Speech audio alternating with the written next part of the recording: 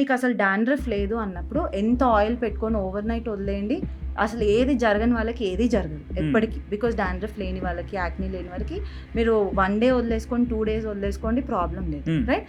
Oil is just to moisturise, hair fall ఇవ్వదు, hair growth ఇవ్వదు, right.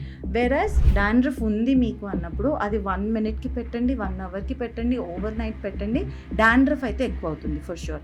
So dandruff ఉన్న వాళ్ళు ఖచ్చితంగా ఆయిల్ పెట్టకూడదు, బికాజ్ ఇట్ విల్ అగ్రివేట్. మీరు అనొచ్చు మా పాతకాలంలో గ్రాండ్ మామ్స్ వీళ్ళందరూ పెట్టేవాళ్ళంటే, మీకు ఫస్ట్ థింగ్ వాళ్ళకి డాండ్రఫ్ ఉందా లేదా తెలియదు, రైట్. డాండ్రఫ్ ఉన్నా సరే like they use to apply it and they never complaint about it, dandruff ఉంది నాకు అనేది.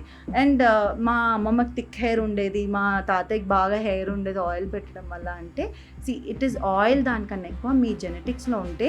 మీరు ఎంత బ్యాడ్ న్యూట్రిషన్ ఉండనివ్వండి, కొంతమందికి జెనెటిక్స్ స్ట్రాంగ్ ఉంటే చాలా థిక్ హెయిర్ ఉంటుంది, చాలా హెల్దీ హెయిర్ ఉంటుంది.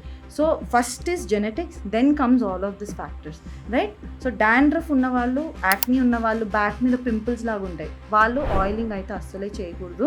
వాటర్ బేస్డ్ ఏమైనా వాడుకుంటారు, కండిషనర్స్ ఉన్నాయి అంటే వాడుకోండి, ప్రాబ్లం లేదు, బట్ ఆయిల్ బేస్డ్ ఏది వాడద్దు. డాండ్రఫ్ లేదు, మీకు అసలు ఇష్యూ లేదు అంటే మీరు ఎన్ని రోజులన్నా వదిలేయండి, ప్రాబ్లం రాదు.